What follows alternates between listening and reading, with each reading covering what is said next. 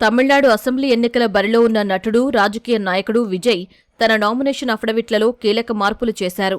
మొదట సమర్పించిన వివరాలకు తాజాగా ఏప్రిల్ 4న దాఖలు చేసిన రెండో అఫిడవిట్కు మధ్య ఉన్న తేడాలను సవరించారు. తొలి అఫిడవిట్లో తనపై ఎలాంటి క్రిమినల్ కేసులు లేవని పేర్కొన్న విజయ్ రెండో అఫిడవిట్లో మాత్రం 2 కేసులు ఉన్నట్లు వెల్లడించారు. ఇందులో మొదటిది పబ్లిక్ డిస్టర్బెన్స్ ఆరోపణలపై ఏప్రిల్ 30న చెన్నైలోని K5 పెరవల్లూర్ పోలీస్ స్టేషన్లో కేసు నమోదైంది.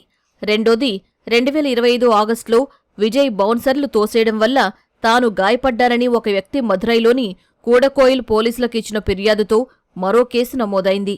వీటిని మళ్లీ తాజాగా సవరించిన అఫిడవిట్లో పేర్కొన్నారు విజయ్.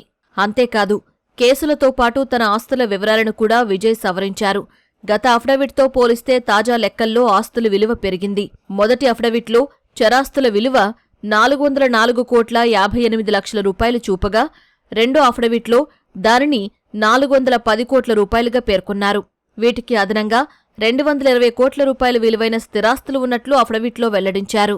త్వరలో జరగనున్న తమిళనాడు అసెంబ్లీ ఎన్నికల్లో విజయ్ పెరంబూర్, తిరుచిరాపల్లి ఈస్ట్ నియోజకవర్గాల నుంచి పోటీ చేస్తున్నారు.